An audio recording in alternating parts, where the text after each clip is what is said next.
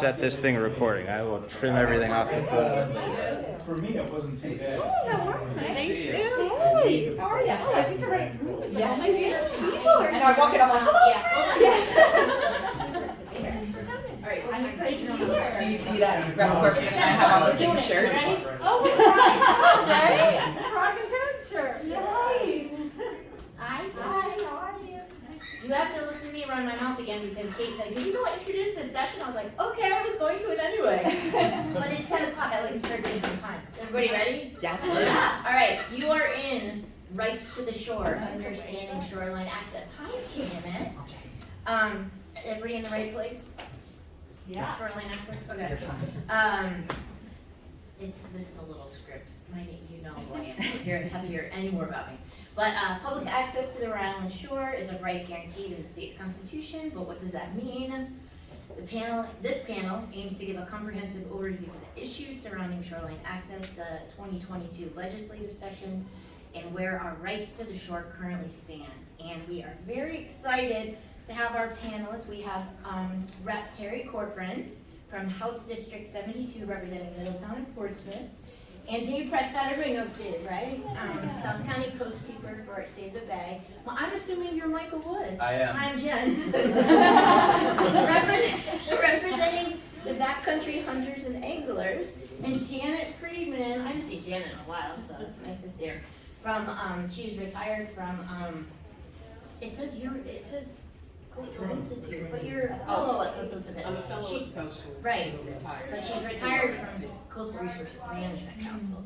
And you're standing in for Nate this morning. You've probably seen Janet and Nate in the paper for all the awesome work they've done. I did, I read the article. So you can find out more about the panelists by reading their bios on the website or scanning the QR code. We have QR codes all over the place. I didn't realize we had multiple ones. That might be a problem. And we're going to wait till the end, I think, to take questions. And so, welcome. Thank you. Turn it over to you all.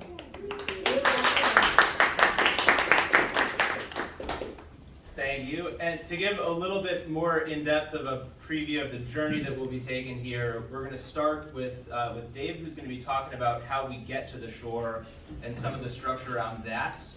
I will be going into some of the history of the different some court cases and laws and constitutional changes and the twists and turns along the way that have landed us in our current situation. Then we will turn it over to Janet to talk about some of the science that she has been doing to quantify and describe exactly where some of the boundaries that are outlined in law exist on Rhode Island shoreline. And finally, Terri will be talking about the most recent legislative session, the study commission, and the efforts that she's led to bring this shoreline access issue to a better place for all Rhode Islanders. So with that, let me flip it over to your presentation, David.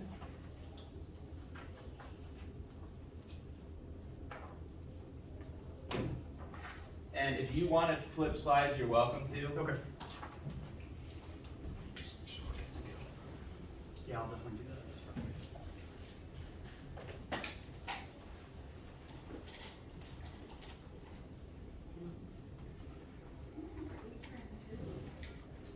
Try the left side. Oh, that one. Yeah, the arrows will do it for you. All right, good morning all. For those who don't know me, I'm David Prescott. I'm the South County Coastkeeper for Save the Bay. We've been with the organization for a little over 20 years. And so I get to start off with just some basic background of rights of way and some of the work that we've been doing as an organization over the years. I want to start off with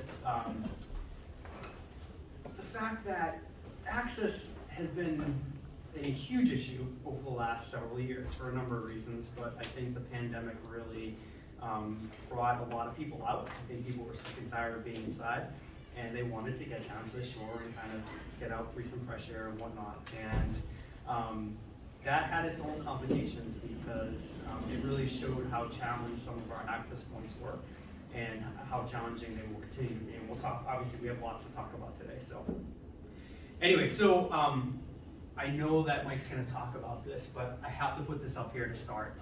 Is that the fact that, you know, we're all super fortunate to live, to work, and/or play in the ocean state.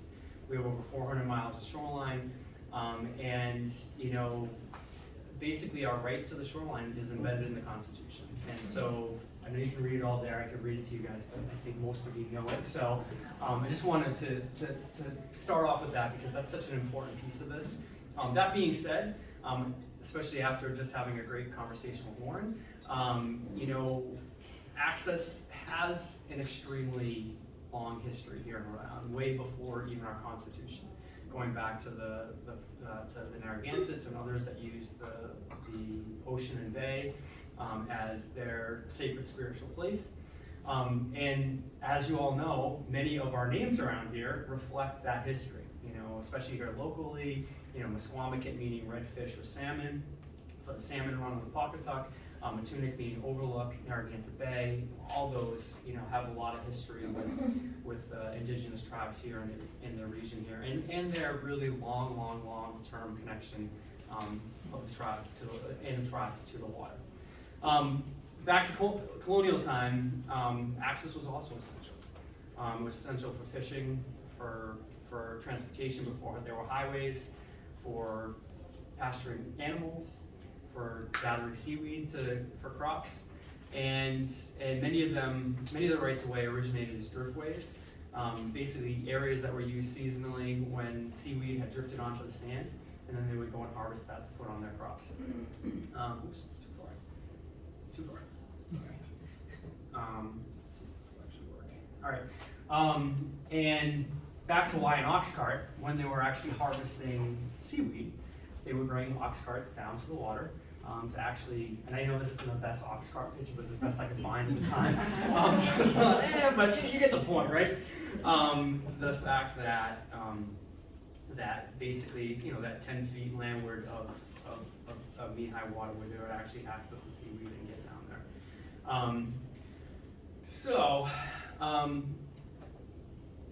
How do we get to the shore? There's lots of different ways to get to the shore.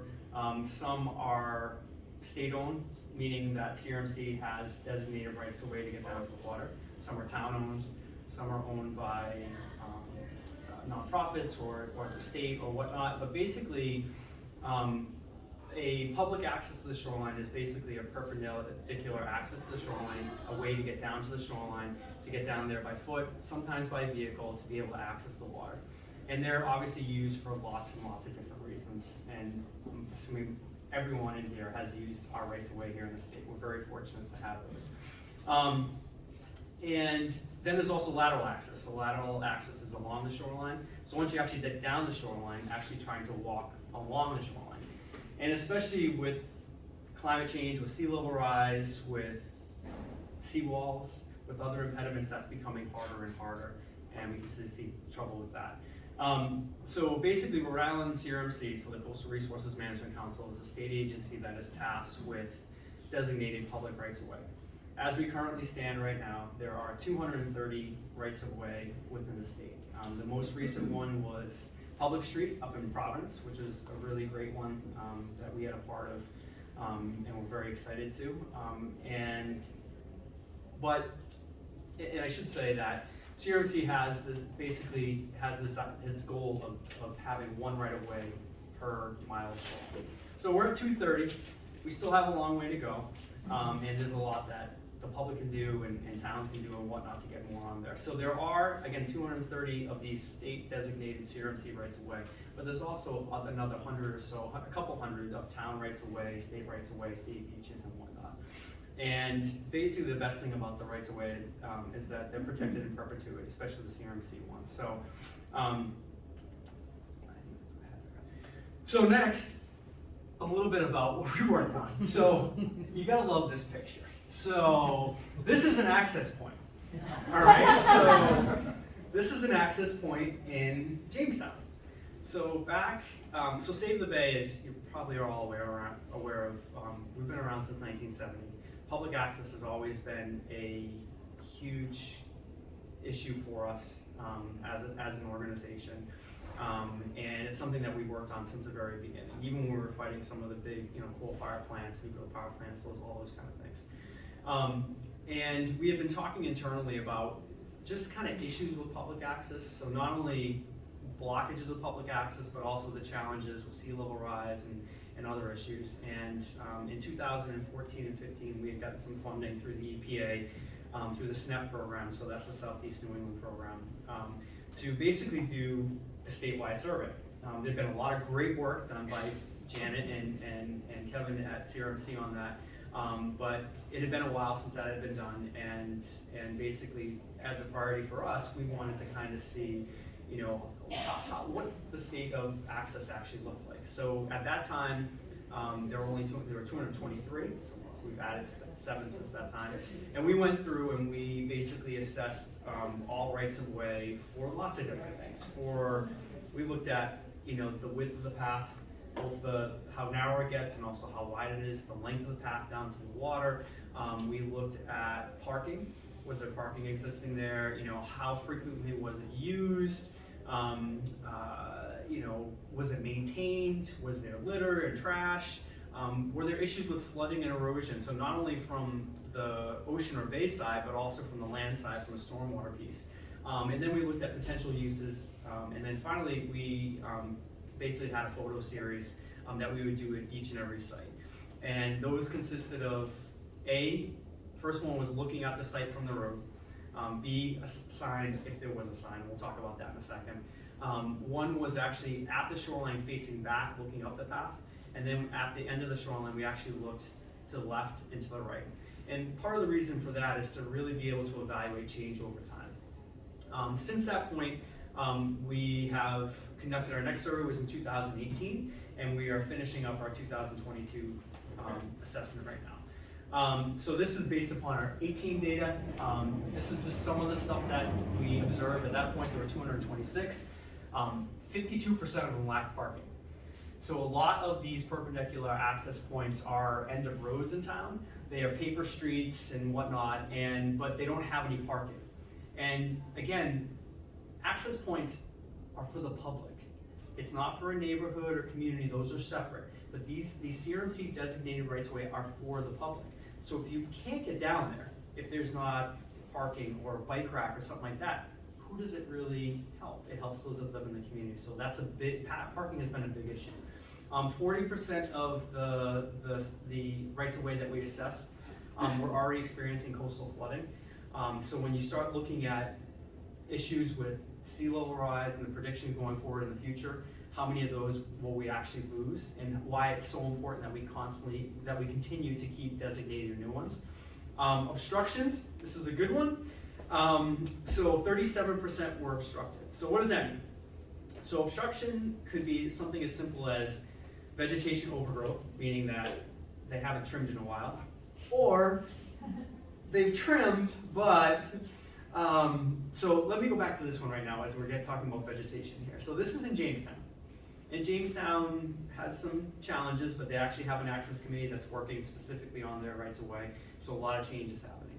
So this was my intern at the time. We went down there and we were, we're out there with our little clipboard and whatnot, and we asked all these questions, check off questions, and we walk down there, and immediately this woman comes out of the house. And we're at the end of the road, and it's like her driveway, so like, this is weird. She's like, and she asked what we're doing. It's like, oh, we're here with Save the Bay. We're working with CRMC on reassessing the rights of way. We're just assessing this right of way, whatever, I forget what the number was from here. She's like, oh, come with me. It's right here. And I'm like, what do you mean it's right here? She's like, well, if you take this road and go all the way to the end, there's this giant cliff, so you fall off. So we created our own right of way. And so, and I said, well, how do you get to it? She's like, right through here. And she said, just duck down. I'm like, well, how is that accessible to anyone? It literally was that small. And it basically followed this little stone path all the way down to the water. Once you get to the water, it was beautiful. But they moved it, A. And B, no one's ever gonna find that. Never mind the fact there was no parking associated with that. So again, obstructions could be as simple as vegetation overgrowth or lack of maintenance or whatever you want to call this. But it could also be something that would be man-made or place material. And those are more what we call purposeful. So those are things like, that they're put there intentionally, things like boulders or fences or gates or the end of a sailboat. Like that was in Westville. They basically put the sailboat across the path so you couldn't get by there. Cars, boats, sheds, pools. People actually build pools in the way. So it's really interesting when you actually go out there and see what you can find. So of the 226, 4 were purposeful obstructions. And those are the ones that we as an organization, the ones of vegetation, we can talk with the towns and work with the towns to get someone in there and maintenance or someone to adopt it to help maintain that. But the purposeful ones are the ones that are a lot more serious. So we have been working directly with both Crmc and also with the Attorney General's office. So the ones that we identify as purposeful, we pass on to them, and then they take it and they follow through with them, which has been, and there's been a lot of success with that. So we're gonna have some updates in terms of some new purposeful ones in the latest survey. But it's been very helpful to really see that, you know, just the challenges that all these access points really have. That we have these 230, but if you can't access half of them because of lots of different things, you know. We take a question now or at the end? I think you should decide. All right. I don't want I'll to take decide a that for question, you. go ahead. Okay, it's quick. For lack of parking, does that mean physically there's no parking, or there's lots of parking, but for a quarter mile around, there's no parking signs, like in Barrington? It's both. It's definitely both. In most cases, it's no parking signs. So, and I'll give you one really good example of that. So back about 15, 20 years ago, we were working on an access point. It was a big surfing, I'm almost a big surfer. It was a big surfing spot in Middletown called Tuckerman's Ave that goes all the way out to the point. Historically, we had 2 parking spaces right at the, like kind of you can pull into the right of way. There was enough space there. And we had probably enough room for about 20 cars to park on the road there.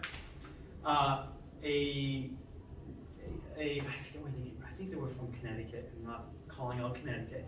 A new homeowner came in, right, and bought one of the small cottages on the east side of Tuckerman Ave, adjacent to this right of way. It was torn down. A McMansion was built there. They put up a big fence. They petitioned the town council that for lots of different reasons, trash and unsightly, you know, surfers and fishermen leaving everything there, and they were ruining the edge and all this kind of stuff with really no basis whatsoever. And went in front of the town council. We found out about it after the town council meeting. We mobilized, I think, about 30 to 40 people to come down to speak about why it was important to have all this parking there. And the town council said, thank you for everyone who showed up to speak today. We already talked about this last month, so we're not gonna, and it was done. And just like that, we basically lost, they kept 2, we lost 18 parking spots. And no parking signs went up immediately.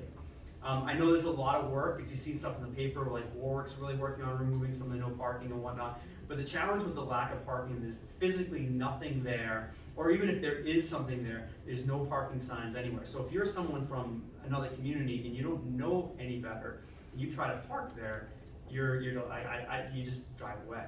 And so they really aren't public in the sense that they're meant to be. So our assessments, it's been very eye-awakening in terms of what we've been finding, and it's been, I think, been very helpful to be able to pass that information then on to CRMC and the Attorney General and to make traction there. So that's what I have for that.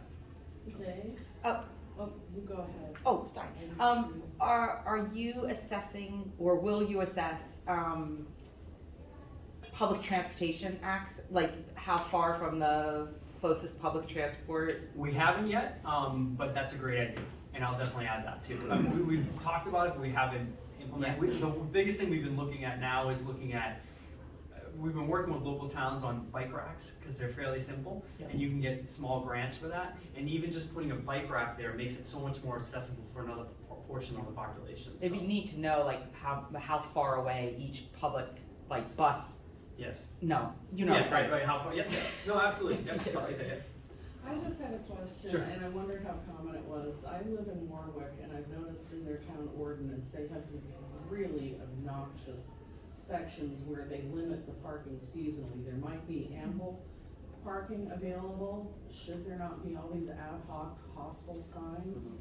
But it's disturbing to me that they have enough parking in that the roads are so wide, you can have parking on both sides of the road comfortably enough, right next to the ocean, so it's like, why, if there's no parking allowed, do they have these wider roads just to, shunt runoff, Yeah. polluted runoff right off? Why aren't they paying more in taxes if it's, why are they, having it as a public road on the one hand, but then as a private on the other? I always notice there's plenty of parking during, say, like Super Bowl, 4th of July events, stuff like that, then the parking's just jammed.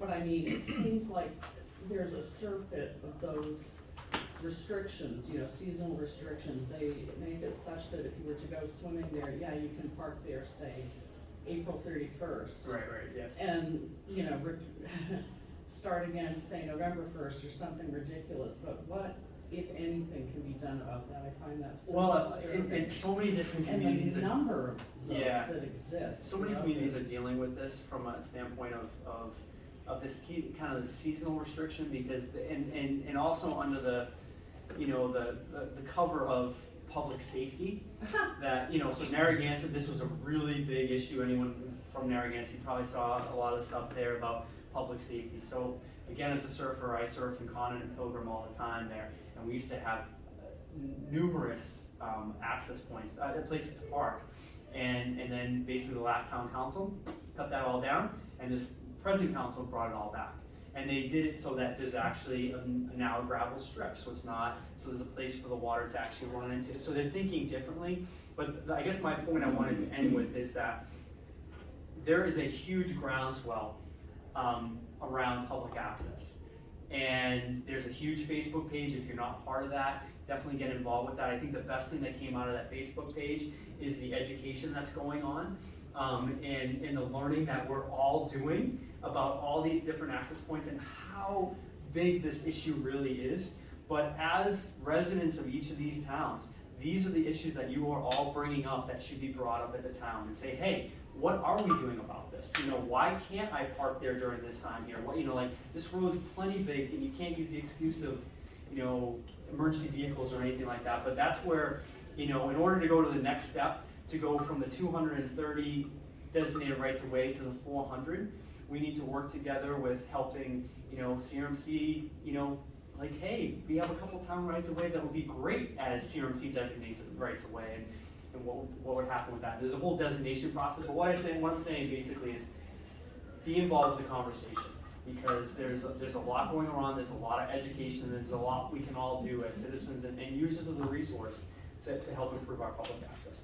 Anecdotally, Dave, they had removed that CRMC monument that was supposed to be there. That's never been there as long as I have. I know because I looked online. I saw the little guide with the pictures of what it should look like, and naturally it's not there. Yeah. But again, a whole host of, ad hoc. And that's, Don't you dare. and I don't even think I got to that one. I think we did obstructions, but lack of signage, like basically more than half of them are lacking signage. And that's a big issue, because if you live in a neighborhood, and I'm not pointing to anyone who lives in the neighborhood, but somehow they disappear, and how? Although Dave, Yeah. Where there's a will, Dave, there's a way.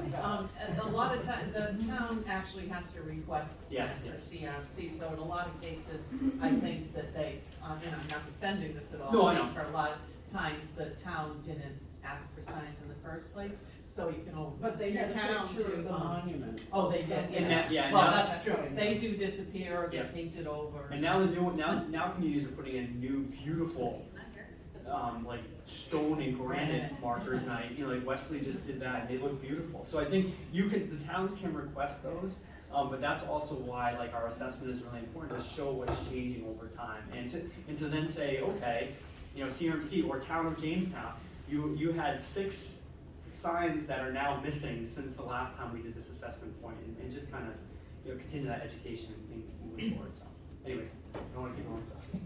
Thank you.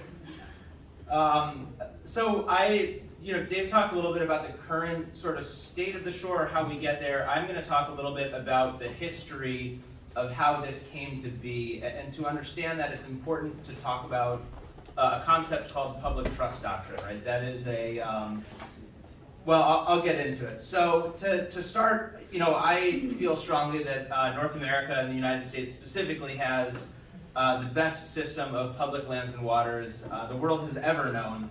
But this is not a North American concept. And so to look to the origins of the public doctrine, or public trust doctrine, we have to start back in the Roman Empire with the Emperor Justinian in 500-something AD. He was a lawyer, one of the good lawyers, and a forward-looking lawyer, because he saw that at that time the system of law that they had, for their society was sort of it was reactionary decisions and things of that nature, and there weren't really protections for the natural world or the common resources. And so he put together a commission, and what they recommended, what they put into their laws, was this concept that the air, the flowing water, the sea, and the shores of the sea were going to be communal for all of the people to enjoy. And that really is the basis for public trust doctrine. It has been sort of expanded to things like the management of wildlife, for example, is in North America. We manage wildlife as a public trust resource under a similar sort of thought framework. And it's important to know also that largely the public trust doctrine lives in the common law, which is more like judicial interpretations than legislation. So there's not a law in Rhode Island, for example, although we will talk about our Constitution. There's not a law that says specifically this is what the public trust doctrine is, and this is where its boundaries are. A lot of it lives in common law or judicial interpretation, and that makes it something that we argue over and fight over and fight for. But the lines are sort of moving and murky and things that are contested. The path that this legal thought or framework made its way to Rhode Island goes through Britain. And there were themes of the public trust doctrine brought up in the Magna Carta, or the Great Charter, which was an agreement between the King of England and the barons that lived on the land. And to keep them from basically rebelling against the crown, they had this Great Charter. And part of that were things like the king removing his fishing weirs that were impeding navigation on their rivers, or ceding his authority to force landowners to put defensive structures on the shores of the sea, which would impede their ability to use that natural resource for fishing or for shellfishing, navigation, and that sort of thing. And then eventually that made its way into North America as British colonies that operated under charters, and eventually through the Revolutionary War into the United States sort of legal framework. So there were a couple sort of landmark court cases that the U.S. Supreme Court heard back, primarily we're talking about the 1800s into the early 1900s, during the time that the U.S. was expanding westward. A lot of these were disputes over territorial grants that were given through the federal government, that as states became states and territory, entered statehood, there were disputes about what the state had under public trust doctrine and what proprietors had been granted through those federal patented grants.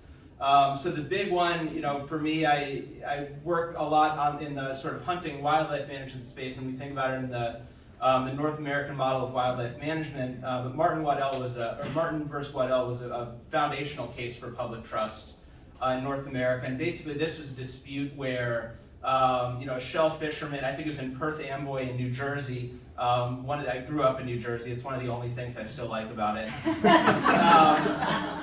But he was going out into the river and collecting oysters, and the proprietor there had gotten a congressional grant for that section of land, and he felt that it went into the water, and that went all the way up to the Supreme Court. And what they found in North America, or in the United States specifically, was that at the time of the Revolutionary War, or the statehood of states when they were created, they became the sovereign, they inherited the sovereign powers that the king had over those public trust resources to manage them on behalf of the people. And that's how this framework got brought into the United States and in North America, and eventually into Rhode Island's series of laws.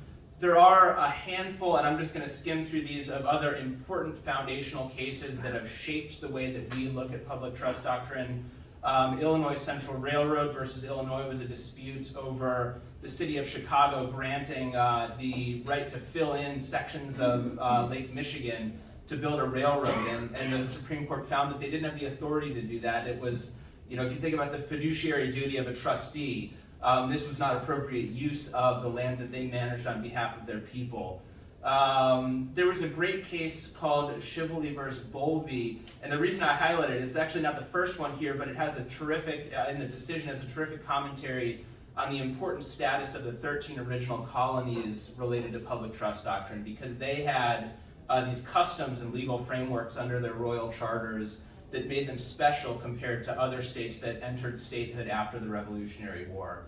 And finally, the case Borax Consolidated versus Los Angeles is going to become relevant in Rhode Island, because that is the federal decision where they interpreted the high water mark, which was historically what governed sort of the boundaries between uplands and tidelands, or the boundaries between where public trust, shorelines began and upland property ended. And they interpreted that to be what's called the mean high tide line, which is, and Janet will talk a little bit more about this, but a long-term average of where the tide lands in terms of elevation projected onto the shoreline. Traveling over to Rhode Island, we as a state were sort of first recognized as a colony in 1663 when Roger Williams and a handful of others traveled over to England and negotiated with King Philip to come back with this legal document, the Royal Charter of 1663. And this was the first on paper listing of rights, of shoreline rights that we had here in Rhode Island. And one of the things I wanted to highlight here, to give an idea of what rights looked like, or what access to the shoreline looked like at that time, was the section actually about taking whales on the shore, which of course is something that we have refined our views on through history. But back in in the time that the state was governed under the Royal Charter, you had the right as a Rhode Islander, if you were to take a whale or a great fish, I think they have in here as well, you could push that fish up onto the shore anywhere in the state. You're not going to push it, if you live in Warwick, you're not pushing it all the way up in Narragansett Bay. You're going to take that thing westerly or Matunic or Narragansett or somewhere that's easier to get to, because whales are big and heavy. and you could push that whale up onto the shore and process it there. That was a right that you had as a Rhode Islander, to use the shoreline and for the benefit of yourself, of society. And when Roger Williams negotiated this, it was important for the sustainability of the colony to be able to do that. If they didn't have the right to do that, it impacted their ability to conduct business or to feed themselves. Eventually, about 200 years later, and this is an interesting piece of Rhode Island history, there's a lot of interesting history here, but we didn't have our first constitution until the 1840s, almost 200 years later, almost 100 years after the Revolutionary War. But in 1842, for a variety of reasons, Rhode Island put together its first version of our Constitution. And as they framed that, one of the things that the convention felt was important and the delegates put into the Constitution was a continuation of those rights that had been in that Royal Charter. And they referred to, I think this is the first place that we saw the terminology, the privileges of the shore. So as a Rhode Islander, under our Constitution, you were going to have access to the privileges of the shore. And then there's this great passage, heretofore entitled under the charter and usages of the state. That means if this is something that the people in Rhode Island have done since the Royal Charter, you still get that. Our Constitution references all the way back to 1663 and the usages that people had used for such a long time. And through a series, and this of course was contested, right? Everyone wants their little slice of heaven on the shore, and we want as much of it as we can get. And so there were cases like Allen v. Allen, which was a dispute over a shell fisherman that was disrupting the sedge or the thatch outside somebody's property. And the Supreme Court of Rhode Island found the public right superseded the proprietor's right, and it wasn't trespassing to go below the high water mark, which is the terminology used.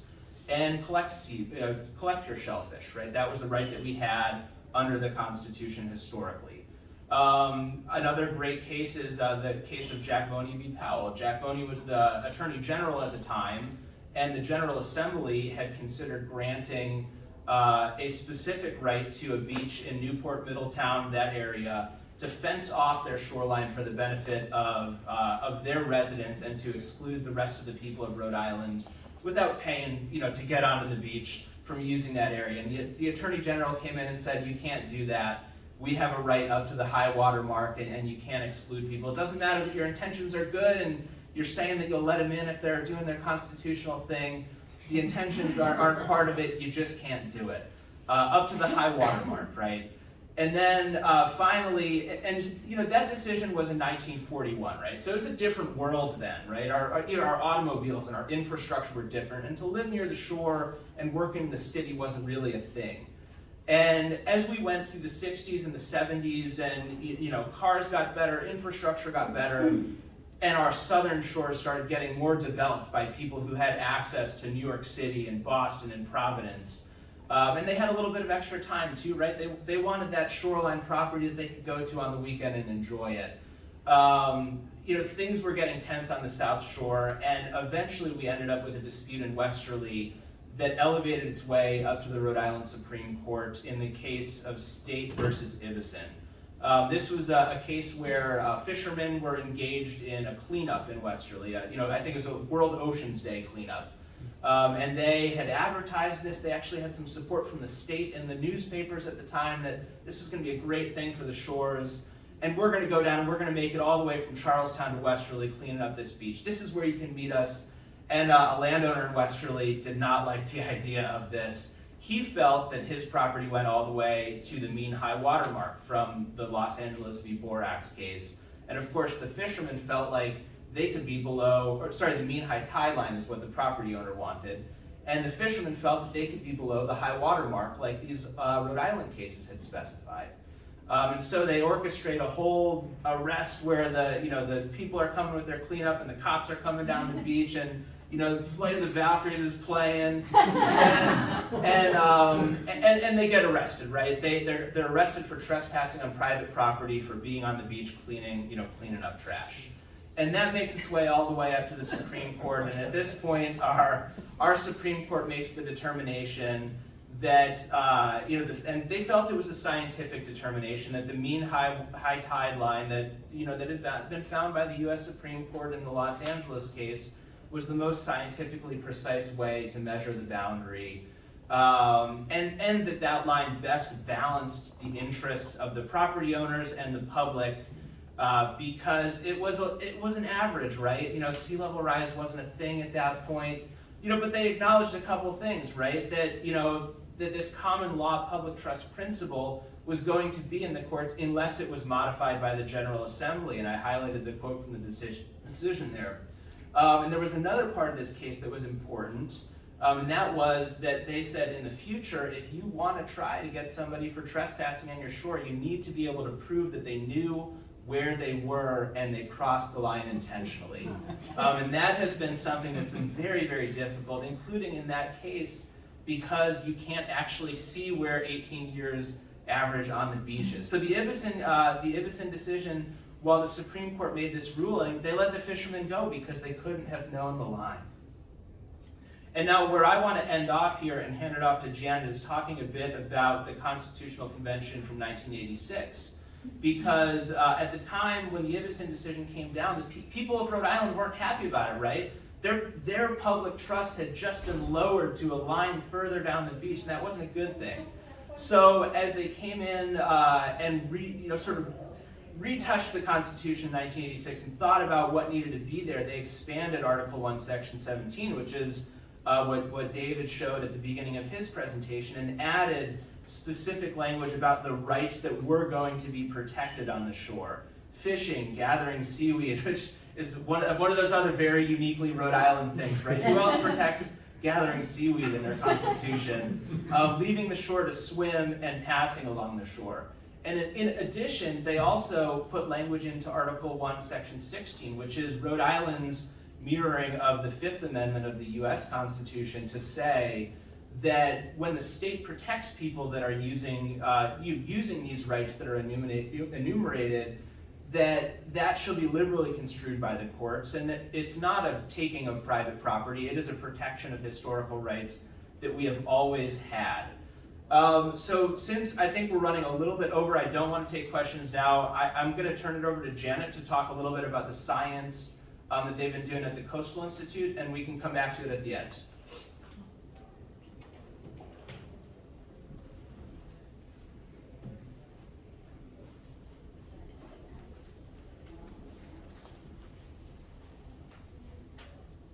Oh, this is not the right one.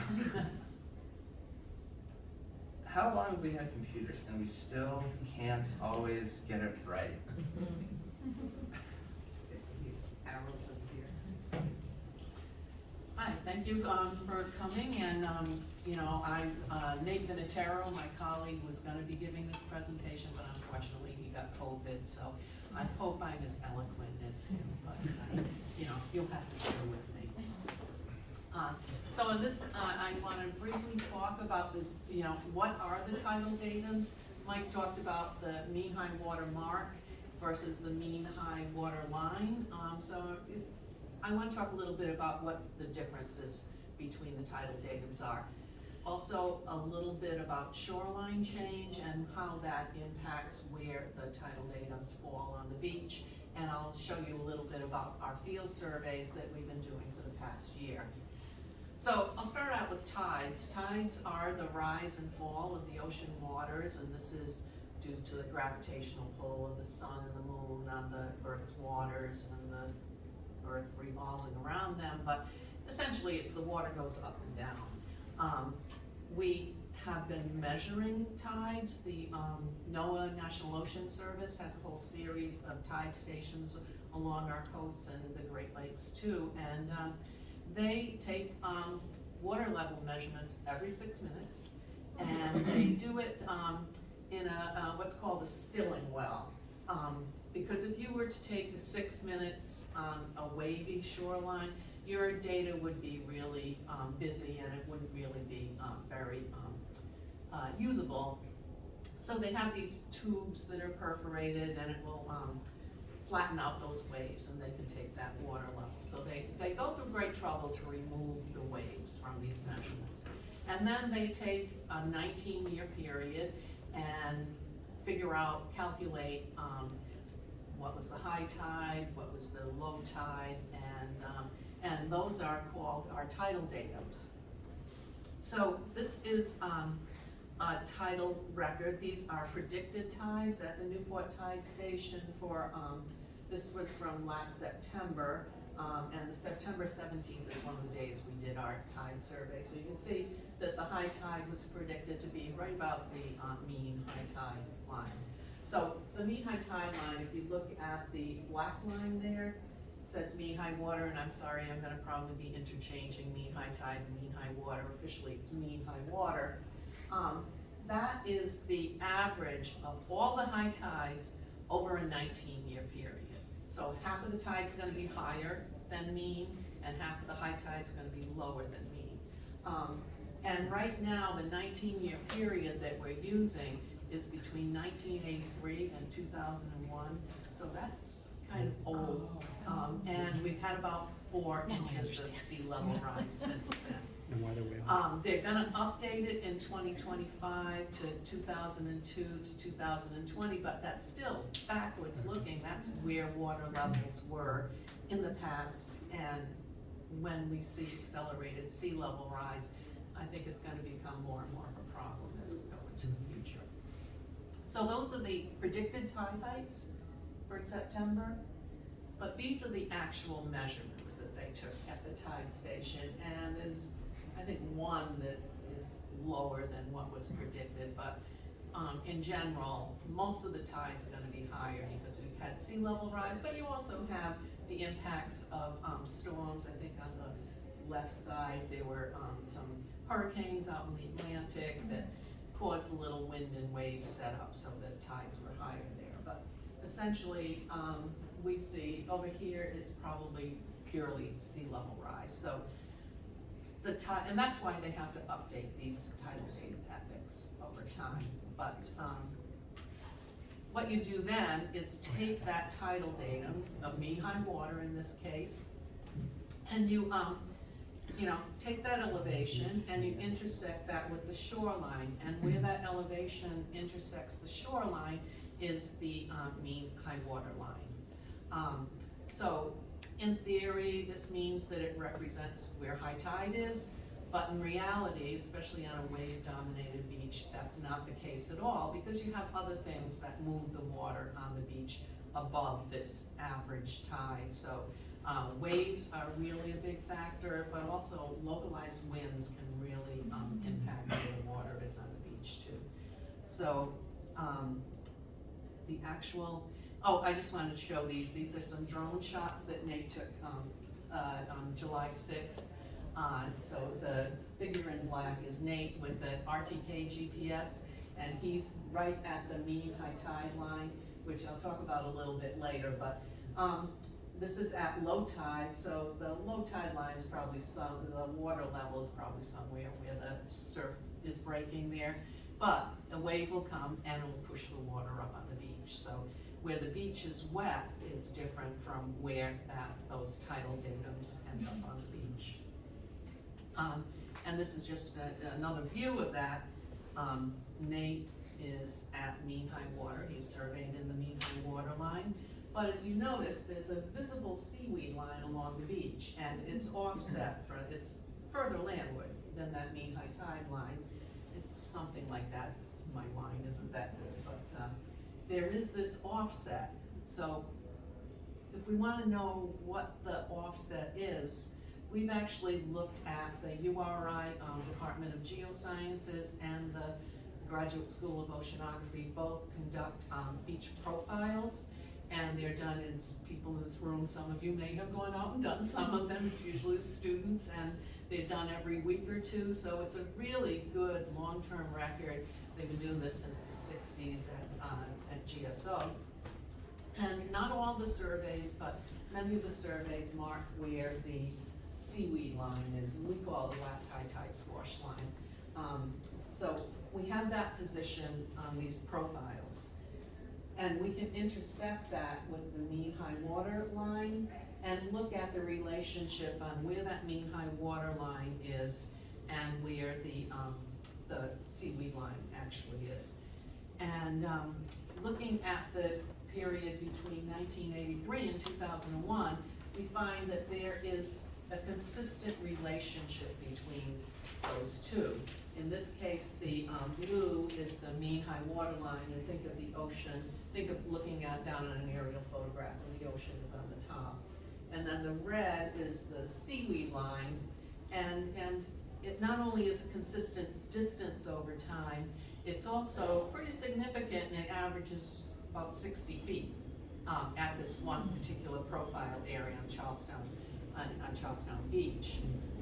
Nate then did a study looking at a year of data on the GSO profiles along the shoreline, and you'd see that distance is consistent along the shoreline too. So that's an issue.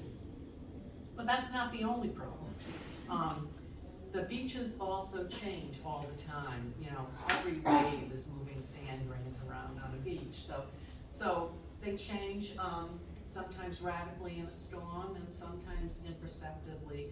But this is a diagram showing both an eroded beach, the darker line, or a beach that's accreted where you have more sand buildup. And then you look at the mean high water elevation. If you intersect that with the shoreline, in this case, this man walking his dog on the beach, if he's walking along an eroded beach, he's perfectly legal because the intersection is landward of him. If the beach accretes, he can walk along the same spot, but now the mean high water elevation intersects the shore seaward of him, and he'd be trespassing under the Ibison law. And this isn't just a one-off, once in a while you have that situation. Happens all the time. The shoreline is very dynamic. This is a study done by Scott Rasmussen in where he looked at 2 years of beach profiles from the Charlestown site. He plotted them all and then intersected mean high water with where the shoreline was, and found out that over this 2-year period, you had that mean high water line migrating within this 125-foot swash. So it's, you can't put a permanent boundary on a shoreline using the mean high water datum, even though the elevation stays the same over 19 years. The shoreline changes, so where that elevation intersects changes all the time. So, as showing you this is a nice figure that was done for the Coastal Institute, and it shows like what the public's perception of how your shoreline access is.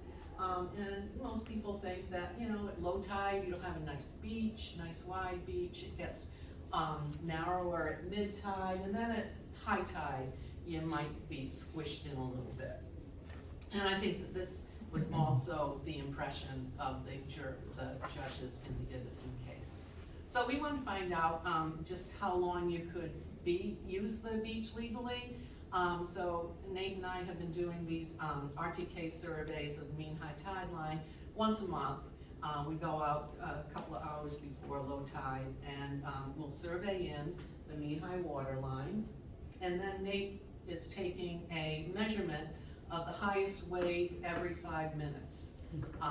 And we do this for hours. It's really nice in July. However, you know, December gets pretty long. So these are just a couple of figures from our July survey. So this was taken 2 hours and 44 minutes before low tide. So, and this is, you know, several hours after high tide. And the wave run-up was actually 16 feet above that mean high water line. And here it's a little later.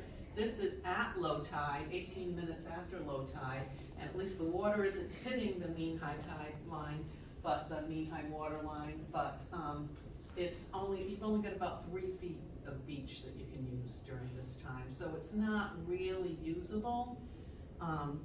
And this is just some data from some of our surveys, and this time we had anywhere between October, we had no time that you could legally use the beach at all, to in December when it's really cold and we have to stay out really long, it was 5 hours and 40 minutes.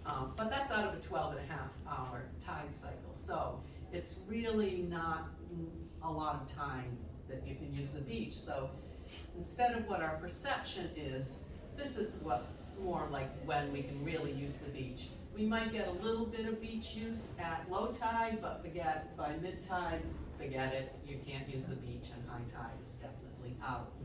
So I just wanted to end with these 2 quotes that Mike has already brought up, but the Constitution gives us rights to fishing and passage along the shore, collecting seaweed, and leaving the shore to swim in the sea. And Ibison said that this will apply to the anything seaward of the mean high tide line. But Ibison obviously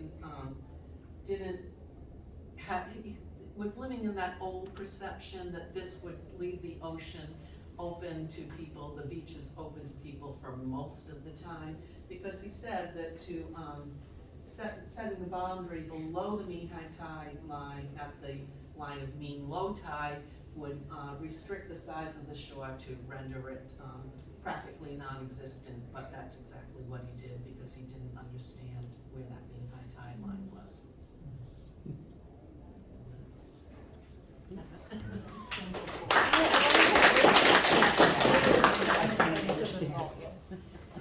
So, do we wanna just move on? Yes. Just wanna- Okay, so, Jack, you left in a great spot because I didn't know any of that when I first came upon this issue. I was newly elected to the legislature, and I was concerned that people, the House where I serve, was not really talking about sea level rise. I didn't see it apparent in legislation that was coming before us, and that concerned me. And so myself and Rick Carson from Newport. We had been meeting and strategizing on, how could we raise this level to a higher concern amongst General Assembly members.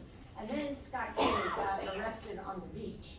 And the people that knew that I was interested in this started texting me this story. And I was like, oh, well, maybe this story somehow would lead to a way to elevate this issue amongst General Assembly members. So I started doing research, and then I started learning all the things that you've just heard in this room. I learned about Ibison. I didn't know about that. I'm not a native Rhode Islander. I didn't know about the Constitutional Convention of 1986, but it became blatant to me that we had this conflict and there was no legislation that resolved it. And so I was meeting with Dennis Nixon, which if any of you all have been following this issue, you probably know who Professor Nixon is. I met with him. I met with professors up at Roger Williams. And then I started talking to colleagues in the House, and I realized that Minority Leader Blake Filippi he was interested in this topic too, and I was struggling with trying to get a bill drafted that kind of met what Professor Nixon was suggesting. He was suggesting initially that we decriminalize walking along the shore. Above mean high tide, we were using 10 feet above the high water mark. And I wondered if we could go back to Janet's picture with the seaweed line there, because that's really perfect. So I put in, Blake Filippi actually had a bill that was drafted exactly like what Professor Nixon and I had been talking about, and he gave it to me.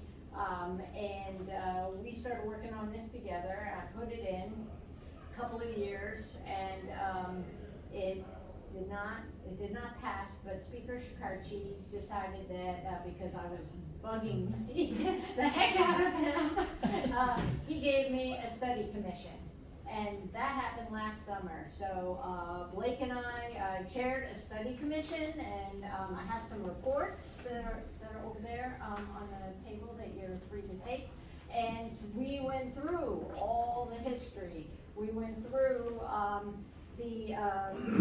Nate and Janet came and presented to the commission, and it was really your presentation, I think. We had 12 members on the commission, and not everybody was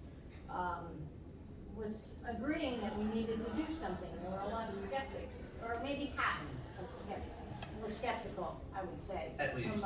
I picked half the commission members, and I knew all those people were advocates and experts in the field. And then the speaker picked people that maybe were not quite they weren't so knowledgeable, and they also were more skeptical. But we had a great panel, and everybody was really enthused and open-minded, as it turned out. And it was really Nate and Janet's presentation, which basically you all just saw, that really started to move the skeptics into a more open-minded, they became more open-minded that we might need to change something. In fact, we had a retired Supreme Court Justice, Frank Flaherty, and moving him was, when I saw that he was moving, that was like a really, that was monumental to me. So we did our work through March of last year, and we produced this report, and we entered a bill, we put in new legislation. We did not do the trespassing law, and this was very much at Justice Flaherty's urging that we not try to kind of backdoor it into trespass, but that we just put it right out there that this is a legislative change, and that this is where people's rights are constitutionally guaranteed. And we referred right back to the language in the Constitution that you all have seen now. And so that's what's in the bill. And it went through judiciary, and it passed unanimously in the House. But because the commission's work finished on March 31st, The bill was introduced later in the session, and the Senate's deadline is in February. So when I started shopping for a senator to take the new bill, introduce the new bill, we met headwinds, and we asked a lot of senators. We had a lot of lobbying going on over in the Senate that Michael can attest to. And I think really somewhere up at the upper levels of the Senate leadership, they did not want to take the bill on for whatever reason. We heard too late, not a priority this year, not enough time for us to give it consideration. Anyway, I'm sure that's not gonna happen next year. So, I'm running unopposed this year. So I know for a fact that it will get reintroduced into the House. And I expect that I will have, that there will be a large number of senators that will want to sign on to it, because there were senators that are supportive of this, and they're not that different than the House, and the House overwhelmingly approved the bill. So I do think next year, 2023, is gonna be the year that we can put this in statute, as the judge said in the Ibbotson case, and just enshrine this for all Rhode Islanders. Terri, I'm sorry to interrupt. I do want to articulate specifically what was in the bill, because I think it was Yes. really well thought out. Oh, yes, I should do that. I'll do that, if you don't mind. Yeah, I yeah. should do that. So Terri, if you look, there's Yeah. actually an ox cart with, like halfway up. So, the original bill, the no trespass, or the decriminalization of trespassing was gonna be 10 feet above the recognizable high tide.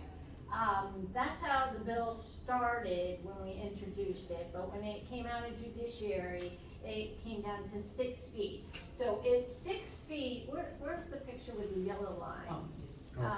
So it will be, There it is. There you go. yeah, 6 feet above this yellow line, and that would give the path.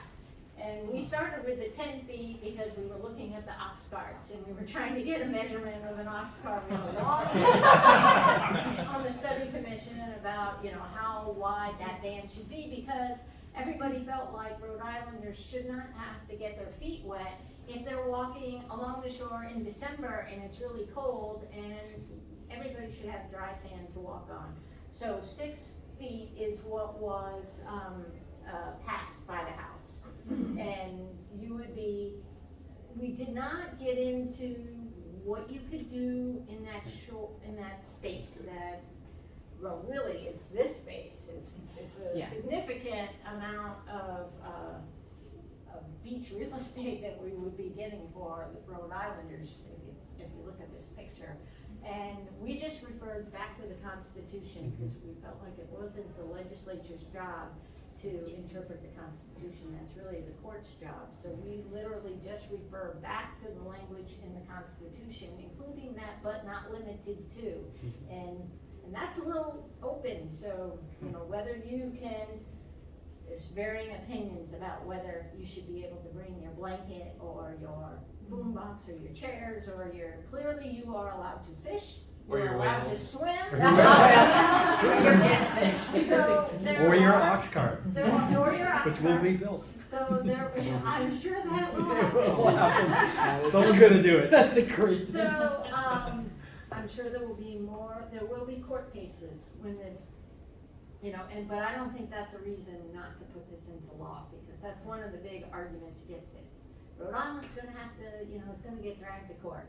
Well, that will probably happen, but, I think it needs to, so. What would it look like if we asked for something more generous than the mean high water line for the common law? Well, I think you have to think 200. about what could be passed, and we're up against the federal Constitution too. So, and that's the other argument, is this the takings from people that live along the shore. And I'm from Aquidneck Island, and actually, when you get off the shore and you get up the bay, where this would still apply, we don't have this big differentiation there.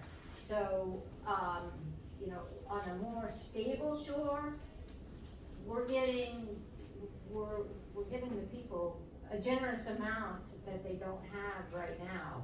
And, in fact, there's been some people that have been working on this issue with me that wonder if we should do something different for the interior of the bay, because they don't have the same, dynamic changes that we see on the southern shore. So, I just don't think it's realistic. We need something that will pass, and we want something that can be, defended in court, and we put a lot of detailed findings in the bill just to, mark out what our thinking is and what our arguments are, so that it would make it easier to defend in court. So, I think we're asking for as much as we can get. I think going further would be, Something against hope, thank you. yes. So do municipal ordinances that say what can and cannot be done on beaches like leash dogs, do those extend into the public trust land? I would think that they would, because we are not, I think you said it eloquently the other night, we did a forum together, we're not creating a lawlessness area. So the ordinances, the things that are against the law, like littering, is one of the things that I hear about all the time as a reason not to do this. But that littering, that's illegal. It's illegal today, and will remain illegal. And dogs, I think all those ordinances would still stay in place. Got it. Yes. So I had asked that question of one of the commission members who is a former assistant attorney general, and what I took away from the discussion there was that the municipalities do have some police power over what happens there. I don't think that they could do things that offend the Constitution. They can't go totally in the opposite direction, but there's some compatibility between the things, and they do hold jurisdiction, even though it would be sort of a public trust area. Thank you. And on the study commission, we heard a lot about parking. I think we had a whole session on perpendicular rights of ways, although our task was lateral access.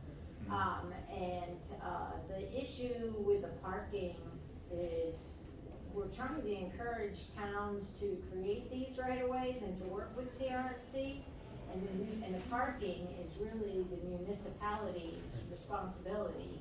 And I'd be interested to have a further conversation with you, David, on this. Sure. Because I think there had been previous legislation submitted that I looked at that would require the town to provide a minimum amount of parking for each right-of-way. But I also am a little worried that we might discourage communities from putting in those rights of ways if we do that. And it's a double-edged sword, because that's the only thing that the municipality has control over. And they do use it, which I'm not happy about, and Tuckerman, that's my district.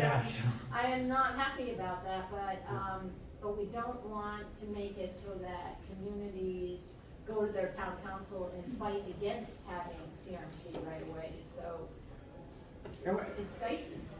And I was gonna say on that too, and I don't remember the representative that he entered that language for the bill, I don't know, it was like 10 years in a row. And it never went anywhere because of that whole concern you just brought up. But, you know, the thought is, I know when we were saying Tuckerman, there were 20 spots. We're not trying to look for 20 spots at every right of way, but like 2 or 3, just to make it accessible, is really, It makes sense to me. Yeah, It does make sense. So, but it is a balance. It's going to be a balance of CRMC working with the towns, municipalities, and figuring that whole piece out. Or even something starting simple with a bike rack, and there's your first. There's your first step. Baby stuff. Baby stuff, exactly. This might be way out there, but anywhere along the way were there discussions about taking parking through eminent domain? It's way out there. I don't remember. Like Topher might remember that, Not serious. I don't think so. You know. Because I think we wanted to get this piece passed. Yeah. Well, I didn't mean just with the commission, I meant In general, in general. Well, you'd have to do a fiscal note, and who would that be, the state, or would that be the town? Yeah. Because there's, towns have home rule charter rules, and I don't, we might run into issues against that too. And we did not spend time on that, so I don't really feel informed enough to comment on that. But that could be another commission. Just what Terri wants. Expressed multiple times that we should have another study commission on perpendicular access. I wanna get this done. I know, one step at a time. It is, it's all about little steps. FYI, I think you're a little bit over time, you only have 10 minutes before your next thing, Oh, just sorry. FYI. Yeah, I I didn't was- know if people want, if you guys wanted to wrap up or. So I do want to thank everybody that came and spent the time learning about this. Obviously, for the handful of us who have spoken here, this is something we care a lot about and work a lot on. I will be around for the rest of the day, so I'm happy to talk with anybody as long as you want to talk about this. But I don't want to keep you from the next workshop. So thank you all. There'll be a new bill number next year, so it won't be 8055. So just, that Facebook page is a great way to keep your finger on the pulse of this issue. Absolutely. You should show off your shirt. I was gonna say, you're wearing it. Let Whoever's me wearing match. that Little commercial for Rock and shirt. Show. There's a lot of information at the Rio table about how I to do, get it one. feels not so kind to be handing out like coupons for RIA like items, but if you're interested in the shirt, just buy But look it. at it. Yeah, it's a really Just cute. do it. It is a It's cute really. shirt. Frog and they're selling these stickers too. Oh, Share wow. Ashore. Which if they happen to end up on some people's, signs and mailboxes, it wasn't me. Uh-oh, cut that out, please. Oh, is that recorded? Oh, and, there are, some, brochures that were done by the Coastal Institute about, rights of way, about the shoreline access to your coast, Yeah. and these are really nicely done. This was incredibly Just helpful. one I mean, best lane so- order summit session, yes. I bet you, can I just say that? Yes, it was Say great. it, say it. Can I get a picture of the four of you with whatever slide you want behind you? Can I take it too for the? And then if you guys have like Twitter for the handles Facebook or page? organizations, yeah, I know yours. I will put this one, which has all of our. Great. That's tomorrow. Sounds good. Standing, sitting, how do you want? Probably standing on either side. Okay. I took a class with that. If I can send you it, I just send that now. Oh, there we go. Do I hear right? Okay. Ready? Okay, thank you, I'm gonna. Wait, one more. I can do save the day, I know you. What's your, what's,